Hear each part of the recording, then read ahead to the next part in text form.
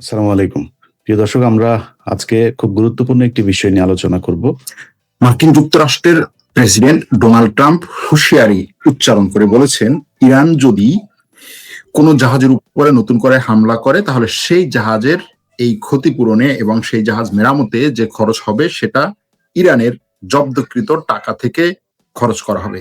অর্থাৎ আমেরিকাতে ইরানের যে সমস্ত সম্পদ আছে সেই সম্পদগুলো আমেরিকা জব্দ করে তারপরে এই জাহাজের খরচ মেটাবে। এটাকে সহজভাবে বলা যায় ইরানের সম্পদে ট্রাম্পের থাবা। ট্রাম্প এই থাবা মারার মাধ্যমে মূলত ইরানের সম্পদই শুধু জব্দ করছেন না, তিনি একটা বিরল নজির প্রতিষ্ঠা করছেন যে নিজের দেশ যখন অর্থনীতিতে সংকটে পড়ে তখন সেই দেশের সরকার, রাষ্ট্রপ্রধান যেখান থেকে সম্ভব সেখান থেকে টাকা থাবা মেরে নিতে চান। এটার ইতিহাস আছে, ইতিহাসে এর বিভিন্ন ধরনের বিভিন্ন সময়ে এটার খুব কঠিন এবং কড়া এবং চরম উদাহরণ আছে, সেগুলোতে হয়তো আজকে যাওয়ার চেষ্টা করব। আর এরই মধ্যে মার্কিন প্রেসিডেন্ট একটা নতুন শুল্ক জারি করেছেন 60 দেশের উপরে, বাংলাদেশ সহ প্রায় 60টি দেশের উপরে যুক্তরাষ্ট্র নতুন শুল্ক আরোপ করেছে। কারণ কি? কারণ হচ্ছে আমেরিকার প্রেসিডেন্টের মতে এবং মার্কিন যুক্তরাষ্ট্রের সরকারের মতে ওই দেশগুলো জোরপূর্বক শ্রম রোধ করতে ব্যর্থ হয়েছে। এজন্য এই দেশগুলোর উপরে 10% থেকে 12.5% নতুন করে শুল্ক আরোপ করেছে। আসলে এখানে বিষয় জোরপূর্বক শ্রম রোধ না। দেখুন কোন কোন দেশের উপরে, বাংলাদেশ ছাড়াও যুক্তরাজ্য, চীন, ইউরোপীয় union, Canada, Japan, Bharat, Pakistan, এরকম 7টা দেশ, 60 কান্ট্রিজ, 60 দেশ। এই 7টা দেশের, বাংলাদেশের কথা নয় বাদ দিলাম, ঠিক আছে, বাংলাদেশ মানে সবকিছু কন্ট্রোল করতে পারে না। ইউরোপীয় ইউনিয়ন জোরপূর্বক শ্রম রোধে ব্যর্থ হয়েছে, কানাডা জোরপূর্বক শ্রম রোধে ব্যর্থ হয়েছে, যুক্তরাজ্য জোরপূর্বক শ্রম রোধে ব্যর্থ হয়েছে। তাহলে কে সফল হয়েছে? যেই দেশে কোনো মানুষ কাজ করে না তারা সফল হয়েছে বলা যায়। কিন্তু এখানে আসলে বিষয়টা জোরপূর্বক শ্রম রোধে ব্যর্থতা না, বিষয়টা হচ্ছে সে অর্থনৈতিক সমস্যায় যে পড়েছে সেটা থেকে তার বাঁচা দরকার। দেখুন এই অর্থনৈতিক সমস্যায় পড়া নিয়ে বিভিন্ন সময়ে বিভিন্ন ঘটনা ঘটেছে। যুদ্ধে এক একটা দেশ কি ধরনের সংকটে পড়তে পারে এবং সেই সংকটে পড়লে সেখান থেকে বাঁচার জন্য কি ধরনের মানে হচ্ছে কি বলে মানে এত হাস্যকর এবং ছোটখাটো বিষয় নিয়েও সরকার ব্যস্ত হয়ে পড়তে পারে, তার অনেক উদাহরণ আছে। আমেরিকার আজকে যে পরিস্থিতিতে পড়েছে এবং এই যুদ্ধ কন্টিনিউ করতে গেলে সে এই ধরনের আরো ভয়ঙ্কর ভয়ঙ্কর পরিস্থিতিতে পড়বে এবং এরকম হাস্যকর ট্যাক্সে সে আসবে। যেমন ধরুন যুক্তরাজ্য একটা সময় উইন্ডো ট্যাক্স নামে বা জানালা কর নামে একটা কর জারি করেছিল 1696 সালে। যুদ্ধ, তখন যুদ্ধের পরে ব্রিটেনের ইংল্যান্ড এবং ওয়েলসে এই ট্যাক্সটা চালু করা হয়। কি ছিল সেটা? সেটা হচ্ছে যে ওই সময়ে তৃতীয় উইলিয়ামের শাসন চলছে, এর আগে ব্যাপক পরিমাণে যুদ্ধে তারা প্রায় অবস্থা খারাপ, যুদ্ধ চলছে, যুদ্ধের ব্যয় মেটাতে পারছে না। সেই সময়ে সেই ক্ষতিপূরণের জন্য সরকার বলল কি যে কোন বাড়িতে কতগুলো জানালা আছে সেই অনুযায়ী ট্যাক্স দিতে হবে। জানালা গুনে গুনে ওই বাড়ির থেকে ট্যাক্স আদায় করত। যেই বাড়িগুলোতে 10টা পর্যন্ত জানালা থাকবে তারা ট্যাক্স থেকে কিছুটা ছাড় পাবে বা কম ট্যাক্স দেবে, কিন্তু 10টার বেশি জানালা থাকলে অতিরিক্ত ট্যাক্স দিতে হবে। কেন? 10টার বেশি জানালা মানে হচ্ছে লাক্সারি বাড়ি। এটাকে মানুষ তখন আলো বাতাসের উপরে কর হিসেবে মানে বিবেচনা করত। এমনকি অনেকে সেই সময়ে এই ট্যাক্স থেকে বাঁচার জন্য, ধরেন কারো 12টা জানালা আছে, সে করতো কি 2টা বা 3টা জানালা হচ্ছে তাড়াতাড়ি ইট দিয়ে বন্ধ করে দিত, ইট দিয়ে বন্ধ করে দিয়ে তারপরে সিমেন্ট দিয়ে তারপরে হচ্ছে রং টং দিয়ে সে ওই জানালাটাকে আটকে দিত। এমনকি সেই সময় এই করটা প্রায় কত বছর ধরে চলেছে? 1696 থেকে 1851 সাল পর্যন্ত এই উইন্ডো ট্যাক্স বা জানালা কর চলেছে। মানুষ অনেক সময় এই জানালাগুলো বন্ধ করার কারণে ভুতুরে দেখাতো বাড়িঘরগুলোকে। তখন মানে আপনি ডিজাইন করছেন 10টা জানালা দিয়ে, 10টা জানালা মানে ধরেন 2 তলা একটা বাড়িতে 10টা জানালা, বেশি কিছু না, ডিজাইন করেছেন, কিন্তু সেই ডিজাইনের কারণে আপনি জানালাটা বন্ধ করতে পারছেন না। জানালাটা যখন বন্ধ করছেন তখন ডিজাইনটা একটা ভুতুরে ডিজাইন হয়ে যাচ্ছে। তখন মানুষ কি করতো, ওই জানালা বন্ধ করার পরে ওইখানে আবার হচ্ছে ওই অন্য যে জানালা আছে সেটার মতো করে হচ্ছে রং করিয়ে রাখতো, যে অন্তত ডিজাইনটা যেন বাইরে থেকে দেখা যায়। আবার অনেক মানুষ এরকম করতো যে জানালা নাকি হচ্ছে এটা ভেন্টিলেটর, এটা নিয়ে হচ্ছে ওই কর নিতে যারা আসতো অথবা এই রিপোর্ট করতে যারা আসতো তাদের সাথে ঝগড়া লাগিয়ে দিত, যে না এটা তো আমার জানালা না, এটা হচ্ছে ভেন্টিলেটর। এরকম ভাবে একটা পরিস্থিতি হতো। এমনকি সেই সময়ে সবচাইতে যারা মানে কঠিন পরিস্থিতিতে পড়তো তারা হচ্ছে ভাড়াটিয়ারা। কারণ বাড়িওয়ালারা তখন কি করতো, কর থেকে বাঁচার জন্য, কারণ কর দিতে হবে বাড়িওয়ালার, আপনার বাড়ি 3 তলা বাড়ি, আপনি বাড়িওয়ালা কর দিবেন, এখন এই কর দিতে গিয়ে আপনি জানালা বন্ধ করে দিচ্ছেন। ভাড়াটে বলতেছে ভাই জানালা নাই, আলো বাতাস নাই, আমি বাঁচতে থাকবো কিভাবে? ওনার কথা হচ্ছে ভাই এত কিছু আমি জানি না, আমার কর থেকে বাঁচতে হবে।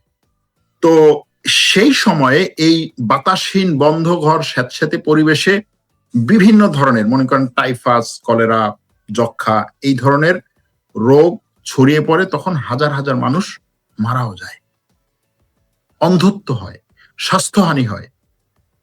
শেষ পর্যন্ত প্রায় কত বছর, প্রায় 200 বছর পরে এই কর থেকে ওই দেশ মুক্তি পায়। চিন্তা করেন, যুদ্ধ করার সময় হচ্ছে রাষ্ট্র, হ্যাঁ আমি এটা করব, আমাকে করতেই হবে, একেবারে শেষ করে দেব, কিন্তু সেই যুদ্ধ একটা দেশকে কোন পর্যায়ে নিয়ে যেতে পারে?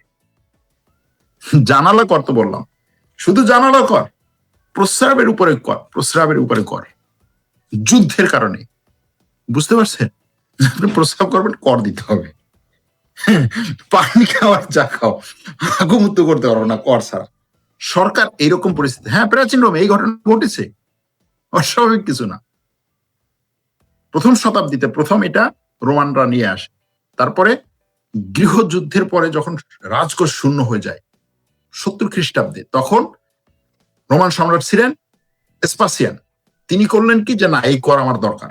করটা কি? করটা হচ্ছে প্রস্রাবের উপরে করে।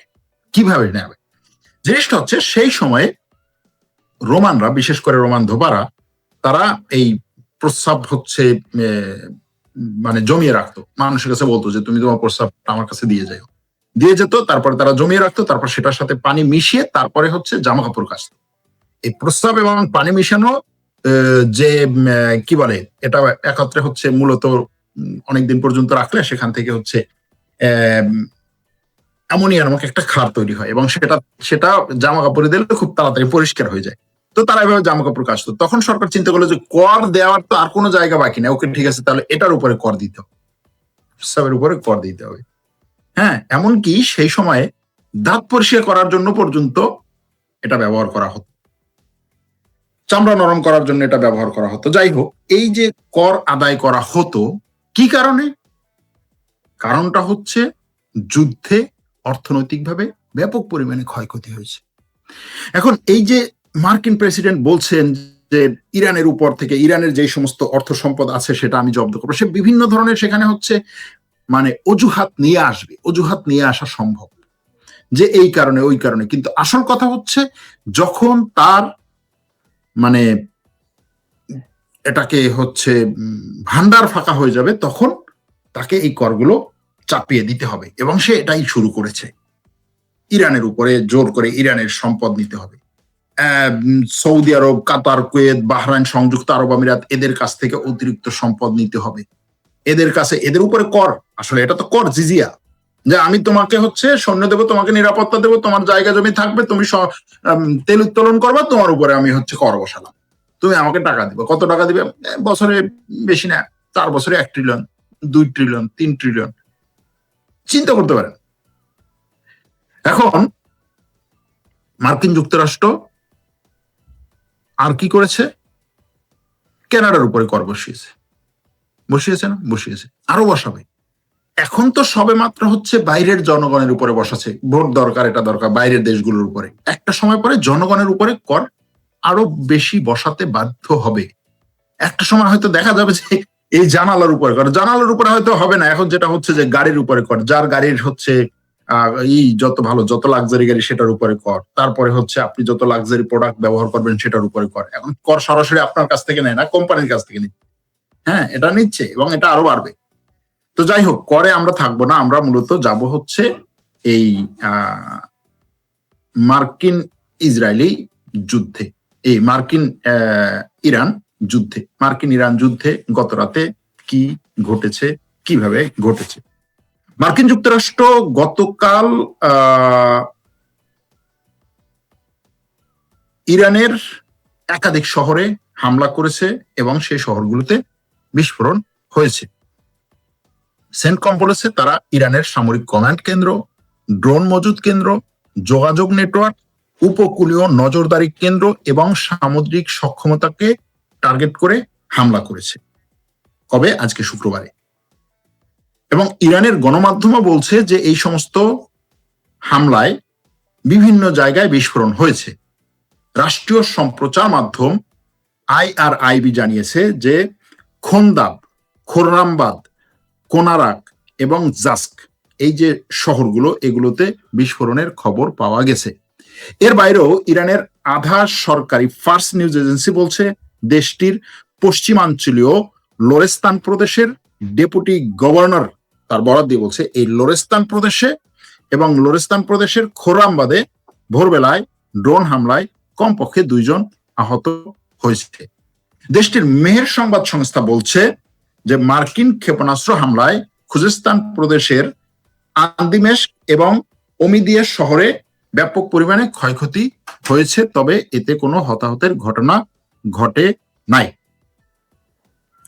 আল জাজিরা বলছে হরমুজ প্রণালীতে অবস্থিত কেশম দ্বীপে বিস্ফোরণের শব্দ শোনা গেছে। এছাড়াও ইরানের বন্দর আব্বাস শহরে হামলায় 2 জন আহত হয়েছে। অর্থাৎ ইরানের এই সবগুলো শহরে গত রাত থেকে শুরু করে আজকে পর্যন্ত আমেরিকা হামলা চালিয়েছে। এটার পাল্টা হামলা হিসেবে ইরান কি করেছে? ইরান বাহরাইন এবং জর্ডানে হামলা চালিয়েছে। ইরানের নিউজ এজেন্সিগুলো বলছে যে দেশটির সেনাবাহিনীর ভাষ্য মতে ইরান বাহরাইনের শেখ ইসা বিমান ঘাঁটিতে জ্বালানি ট্যাঙ্ক, সরঞ্জাম গুদাম এবং সৈন্যদের আবাসস্থল লক্ষ্য করে ড্রোন হামলা চালিয়েছে। আর জর্ডানের মুয়াফফাক সালতি বা আল আজরাক বিমান ঘাঁটিতে বিমান হাঙ্গার, রক্ষণাবেক্ষণ কেন্দ্র এবং এর আশেপাশের আবাসিক এলাকাগুলোতে হামলা চালানো হয়েছে। এই মুহূর্তে আমি যখন লাইভ করছি সেই মুহূর্তে বাহরাইনে নতুন করে হামলা হচ্ছে। এখন এই হামলা পাল্টা হামলার মধ্যে মার্কিন প্রেসিডেন্ট ডোনাল্ড ট্রাম্প বলেছেন যে তিনি ইরানের বিরুদ্ধে আরো বড় ধরনের হামলার প্রস্তুতি নিচ্ছেন। আর মার্কিন প্রেসিডেন্ট ইরানের বিরুদ্ধে ইরানের অর্থকে, সম্পদকে জব্দ করার যে ঘোষণাটি দিয়েছেন সেটার বিপরীতে ইরানের পররাষ্ট্রমন্ত্রী বলছেন যে আমাদের দেশের, আমাদের সম্পদকে জব্দ করে ভবিষ্যতে কি ঘটবে না ঘটবে সেটার উপরে এখন থেকেই টাকা জব্দ করে রেখে আমি এটা করব সেটা করব বলাটা কতটা হচ্ছে অবাস্তবিক এবং অমানসিক সেটা বিশ্ব জানে, এবং এটা ভবিষ্যতে কোনো দেশের জন্যই ভালো কোনো কিছু নিয়ে আসবে না। অন্য দেশের সম্পদ বাজেয়াপ্ত করা একটা উস্কানিমূলক কাজ এবং এটা শেষ পর্যন্ত গিয়ে এই নিজের কুড়ালে নিজের পাই কাটবে আমেরিকা, এরকম একটা কথা বলছেন ইরানের পররাষ্ট্রমন্ত্রী। এখন এরই মধ্যে এই হামলা পাল্টা হামলার মধ্যে হুথিরা যে লোহিত সাগরে সৌদি আরবের 2টা জাহাজের উপরে আক্রমণ করলো, এর পরপরই পুরো ইউরোপ হুথিদের উপরে ঝাঁপিয়ে পড়লো নিন্দা বাক্য প্রকাশে।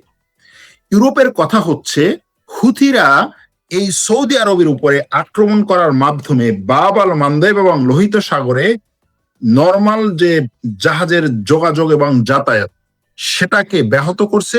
এটাকে আমরা নিন্দা জানাই। আমরা সৌদি আরবের পাশে আছি, সৌদি আরবের পাশে থাকবো। হুথিদেরকে শায়েস্তা করার জন্য আরব দেশগুলো, সৌদি আরবে, আমেরিকা যদি কোনো ধরনের পদক্ষেপ নেয়, আমরা সেই পদক্ষেপে তাদের পাশে অবস্থান নেব। এরকম একটা বক্তব্য আসছে ইউরোপের বিভিন্ন দেশ থেকে।